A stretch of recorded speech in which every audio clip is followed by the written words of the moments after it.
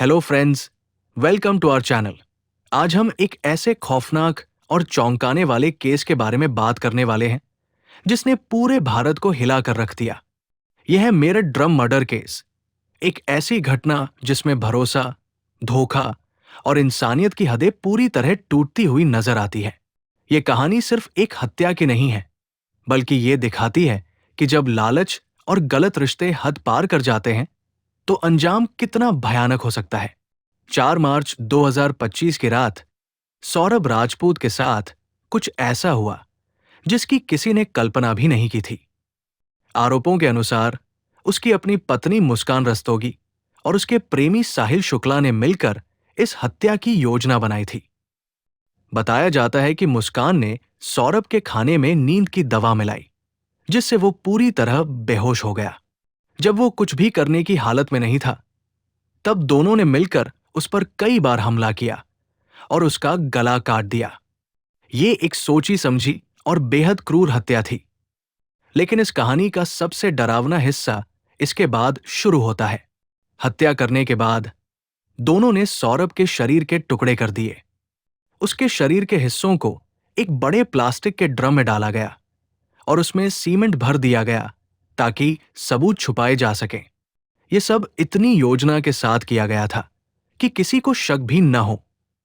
बाद में पुलिस ने उस ड्रम को बरामद किया और जांच में सामने आए तथ्य बेहद डरावने थे।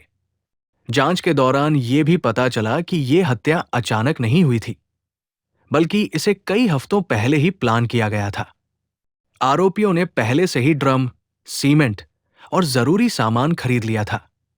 हत्या के बाद दोनों हिमाचल प्रदेश भाग गए ताकि पुलिस से बच सकें। लेकिन पुलिस की मेहनत और अलग अलग राज्यों के सहयोग से उन्हें ढूंढ लिया गया और गिरफ्तार कर लिया गया। इस केस में 1000 पेज से ज्यादा की चार्जशीट दाखिल की गई, जिसमें हत्या, साजिश और सबूत मिटाने के सारे पहलू शामिल थे। इस केस में एक और चौंकाने वाला मोड़ तब आया जब मुस्कान ने जेल में एक बच्ची को जन्म दिया। इस घटना ने केस को और भी जटिल बना दिया। अब सवाल उठने लगे कि बच्चे का पिता कौन है और उसका भविष्य क्या होगा। पीड़ित परिवार ने डीएनए टेस्ट की मांग की, जिससे मामला और भावनात्मक और संवेदनशील हो गया। दूसरी तरफ समाज में भी इस केस को लेकर गुस्सा देखने को मिला और मुस्कान के परिवार को विरोध और धमकियों का सामना करना पड़ा। इस केस को और भी डरावना बनाता है इसकी पूरी प्लानिंग। यह कोई गुस्से में किया गया अपराध नहीं था, बल्कि एक ठंडे दिमाग से की गई हत्या थी। पहले बेहोश करना, फिर हत्या करना, फिर शरीर को टुकड़ों में काटकर सीमेंट में छुपाना, यह सब दिखाता है कि इसमें कितनी तैयारी और सोच शामिल थी। पत्नी का धोखा और छुपा हुआ रिश्ता इस केस को और भी ज्यादा चौंकाने वाला बना देता है। मेरठ ड्रम मर्डर केस हमें यह भी दिखाता है कि आज के समय में अपराध कितने जटिल हो सकते हैं। इसमें भावनाएं, रिश्ते और कानून सब एक साथ जुड़ जाते हैं। जेल में बच्चे का जन्म जैसे पहलू इस केस को और भी अलग बनाते हैं और कई नए सवाल खड़े करते हैं। यह घटना हमें यह सोचने पर मजबूर करती है कि जब इंसान गलत रास्ते पर चल पड़ता है तो वो कितना नीचे गिर सकता है। यह केस एक चेतावनी है कि धोखा, लालच और गलत फैसले कितनी भयानक स्थिति पैदा कर सकते हैं। साथ ही ये पुलिस और कानून की उस मेहनत को भी दिखाता है जो ऐसे मामलों में सच्चाई सामने लाने के लिए की जाती है।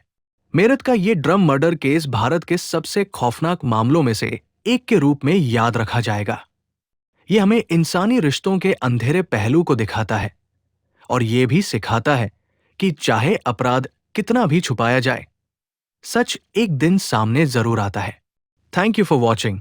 अगर आपको ऐसे और भी सच्चे और चौंकाने वाले क्राइम स्टोरीज देखनी है तो हमारे चैनल को लाइक, शेयर और सब्सक्राइब जरूर करें।